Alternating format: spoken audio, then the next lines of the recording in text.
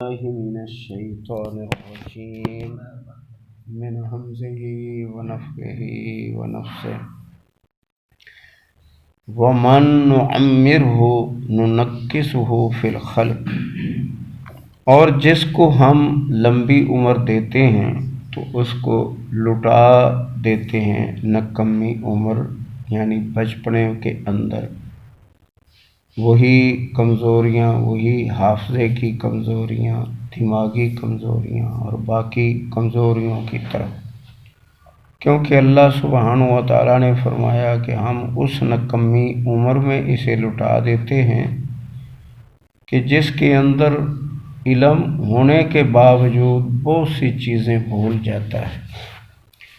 تو اس لیے مالک نے فرمایا وَمَن نُعَمِّرْهُ نُنَكِّسْهُ فِي الْخَلْقِ، جن کو ہم لمبی عمر دیتے ہیں تو یقیناً ہم اس کو بچپنے کی عمر یعنی نکمی عمر میں لٹا دیتے ہیں۔ افلا یعقلون، وہ کیوں نہیں عقل کرتے، عقل سے کام کیوں نہیں لیتے کہ ان کے سامنے یہ سب معاملے ہو رہے ہیں۔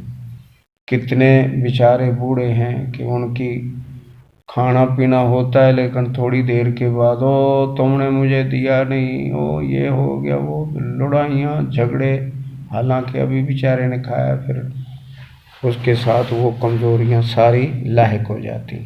تو اس لیے ہمیں یہی حکم ہے کہ ہم اپنی تخلیق پر، اپنے بڑھاپے پر، اپنی جوانی پر نظر رکھیں اور اپنی اصلاح کریں۔ وما علمناہ الشعر، اور نہیں سکھلائے ہم نے ان کو شعر۔ وما ینبغی لہ، اور نہ ہی ان کو حق ہے کہ وہ شعر بولیں، نہ تو ہم نے پڑھائے ہیں اور نہ ہی ان کا حق ہے۔ اب یہاں تو معلوم ہوتا ہے کہ یہ شعر و شاعری گناہ لگتا ہے، جیسے دوسری جگہ اللہ نے فرمایا کہ شعراء جو ہیں وہ ہر وادی میں سر مارتے ہیں، یعنی کوئی معاملہ، کوئی کسر اٹھا نہیں رکھتے، کہ جو ان کا معاملہ ہے تو یقیناً شعراء جو ہیں وہ ہر وادی میں جاتے ہیں۔ وادی کیا ہے کہ ان سے کفر بھی سرزد ہوتے ہیں، بدعات بھی اور نفاق بھی، اور پھر ان کے قول فعل میں تضاد ہوتا ہے۔ جو وہ لوگوں سے کہتے ہیں وہ خود نہیں کرتے، جو شعر بولتے ہیں وہ خود نہیں کرتے۔ تو بہرحال اس کا آسان معنی یہ ہے کہ یہ شاعری جو ہے یہ فنکاری ہے۔ اور آج آپ خطیبوں کو دیکھیں، پہلی تو بات ہے کہ خطیب جو ہیں یہ جتنے تقریباً یہ بیچارے پڑے ہوئے نہیں ہیں، دوسری سے تیسری سے بس آواز اللہ نے دی ہے، اور آواز کے ساتھ جب وہ تھوڑا بہت بولنا آ گیا تو بس پھر نکل پڑے جھاڑو پکڑ کر کہ ہم نے سب کی صفائی کرنی۔ تو ان کے پاس علم نہیں، اور آپ نے مشاہدے بھی ادھر کیے ہیں کہ وہ علم کی بات نہیں کرتے، رٹے لگائے ہوتے ہیں۔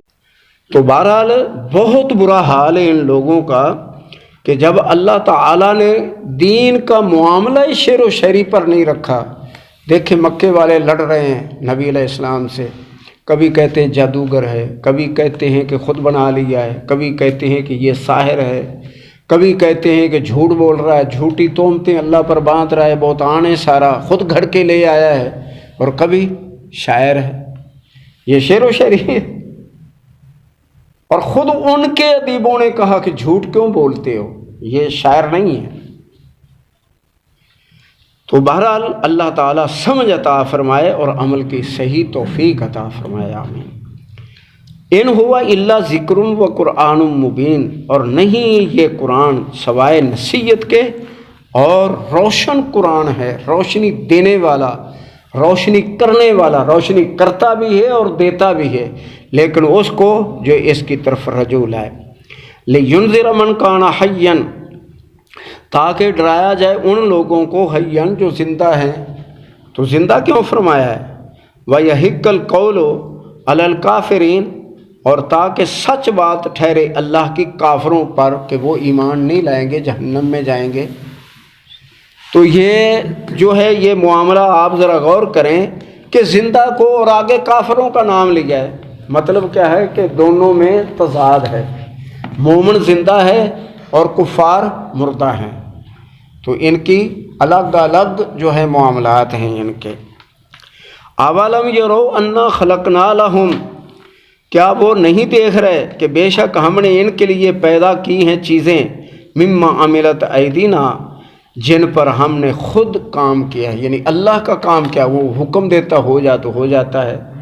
تو اللہ تعالیٰ فرما رہے ہیں ہم نے ان کو عاملت ایدینا، ہم نے اپنے ہاتھوں سے پیدا کیا ہے، انعامن، چوپائے خصوصاً، فہم لہا مالکون، اور یہ ان کے مالک ہیں، مختار ہیں، بیچاروں کو جیسے چاہیں ان کو لے جاتے ہیں، پکڑ لیتے ہیں اور ان کو ذبح کر لیتے ہیں، کھاتے ہیں، سب کچھ ہے، مالک ہیں ان کے۔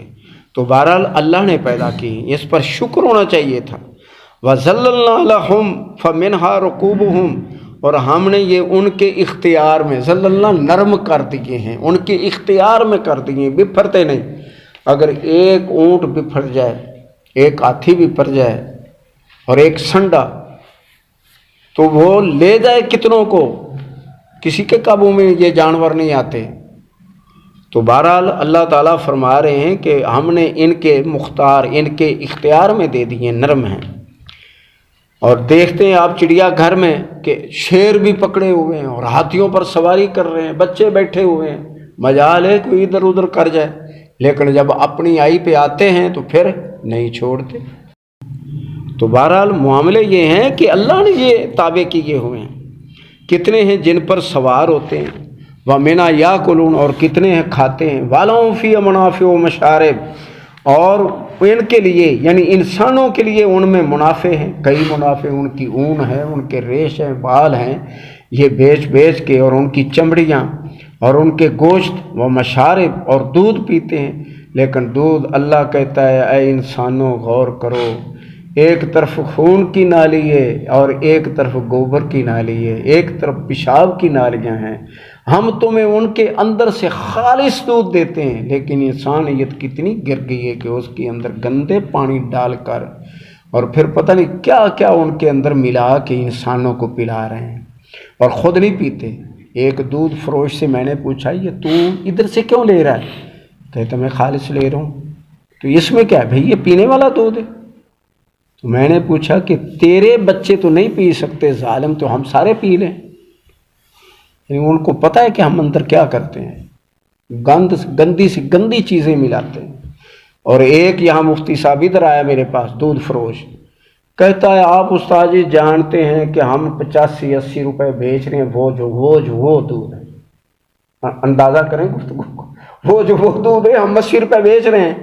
اب میں لاتا ہوں 120 روپے گھر کے لیے، اس میں سے 5 کلو بچ جاتا ہے، اس میں پانی ڈال لوں، اس میں معیار کا کر لوں۔ میں نے کہا یہ فتویٰ میرے سے پوچھنا ہے کہ استاد جی نے حلال کر دی، شرم نہیں آتی تجھے؟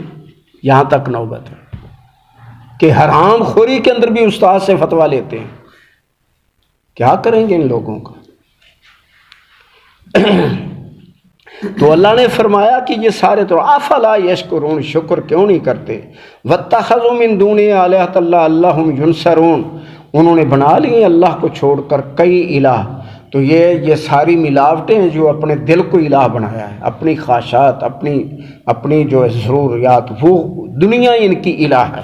دنیا نہ جائے، اللہ جاتا ہے، دین جاتا ہے، جنت جاتا ہے، سب لٹ جائیں، ختم ہو جائیں، لیکن دنیا نہ جائے۔ تو یہ بہت غلط فیصلہ، اللہ نے فرمایا بہت ہی غلط سوچ ہے، بہت ہی برا فیصلہ ہے۔ لعلہم ینصرون، شاید کہ ان کی مدد کی جائے۔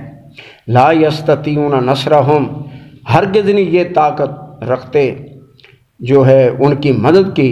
وہم لہم جند محضرون، اور یہ ان کے الہ اور ان کے لشکر، پجاری، ان کے پوجا کرنے والے سب اکٹھے کیے جائیں گے، کسی کو نہیں چھوڑا جائے گا۔ فلا یحزنک قولہم، مت ان کی گفتگویں آپ کو غم میں ڈالیں۔ یہ تو ان کی پہلے سے نوح علیہ السلام سے یہ گفتگو اسی طرح آ رہی ہے، تو آپ نہ غم کیا کریں۔ انا نعلم ما یسرون وما یعلنون، بے شک ہم جانتے ہیں جو وہ چھپا رہے ہیں اور جو وہ ظاہر کر رہے ہیں۔ اولم یر الانسان، کیا نہیں غور کیا انسان نے، نہیں دیکھا انسان نے، انا خلقناہ، بے شک ہم نے اس کو پیدا کیا من نطفۃ، ایک حقیر پانی کے قطرے سے، فاذا ہوا، اور وہ ہے کہ خصیم مبین، سری جھگڑالو، ہر بات پہ بحث ہے اور اپنا ہی دفاع ہے۔ جتنا ہم واللہ اپنی جان کا دفاع کرتے ہیں، اللہ کے دین کا اتنا نہیں پاسداری کرتے۔ اس لیے اللہ نے فرمایا وما قدر اللہ حق قدرہ، اللہ کی قدر ہی انہوں نے نہیں جانی۔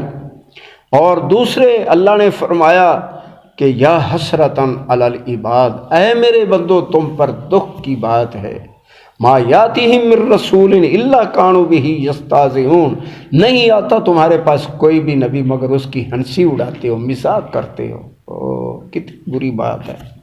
وَضَرَبَ لَنَا مَثَلًا وَنَسِیَ خَلْقَ، ہماری مثالیں دیتا ہے، یعنی ہم لوگوں کے ساتھ، اب میرے بندوں کے ساتھ مجھے ملاتا ہے اور اپنی تخلیق کو بھول جاتا ہے، اپنی پیدائش کو بھول جاتا ہے۔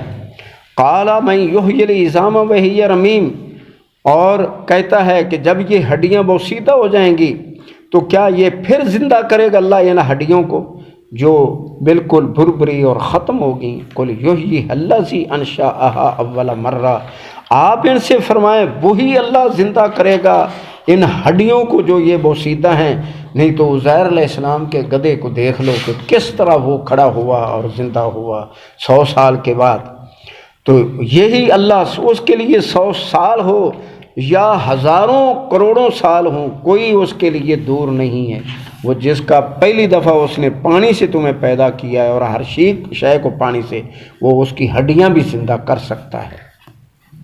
انشا اول مرہ، جس طرح اس نے پہلی دفعہ ان کو پیدا کیا۔ وہ ہو بکل خلق علیم، وہ اپنی ساری مخلوق کو جانتا ہے۔ الذی جعل لکم من الشجر الاخضر نارا، یاد کرو ذرا اس نے تمہارے لیے سبز درخت سے آگ نکالی ہے۔ زیتون کے درخت جا کے دیکھیں، تھوڑی سی ہوا چلتی اس کی ٹہنیاں آگ نکال رہی ہیں، اور تم پکڑ کے اس کو ذرا مارو تو وہ یہ ہماری ماچس کا کام کرے گی، تیلی کا کام کرے گی۔ تو اللہ تعالیٰ فرماتے ہیں کہ یہ سبز درخت کو دیکھو، فَإِذَا أَنْتُم مِّنْهُ تُوقِدُونَ، تم اس میں سے لے کے سینکا لیتے ہو، سینکتے ہو۔ أَوَلَيْسَ الَّذِي خَلَقَ السَّمَاوَاتِ وَالْأَرْضَ بِقَادِرٍ، کیا وہ ذات جس نے آسمانوں زمینوں کو پہلی دفعہ پیدا کیا ہے، کیا وہ اس پر قادر نہیں ہے أَلَن يَخْلُقَ مِثْلَهُم، کہ ایسے کئی آسمان اور زمینیں پیدا کرے، ایسے ہزاروں جو کروڑوں وہ سمندر بھرتے پانی سے، الگ الگ زمینیں اور الگ الگ آسمان ہوں، تو اس میں سب ہے، وہ قوت والا ہے، زور والا ہے۔ بلا، کیوں نہیں، ہو والخلاق العلیم، وہ ساری مخلوقات کا پیدا کرنے والا ہے اور ہر اپنی مخلوق کو جانتا ہے۔ انما امرو اذا اراد شیئا، ہاں یقیناً جب وہ کسی اپنے کام کے کرنے کا ارادہ فرما لیتا ہے، ان یقول لہ کن فیکون، اس کو کہتا ہو جا تو مجال نہ ہو، وہ ہو جاتا ہے۔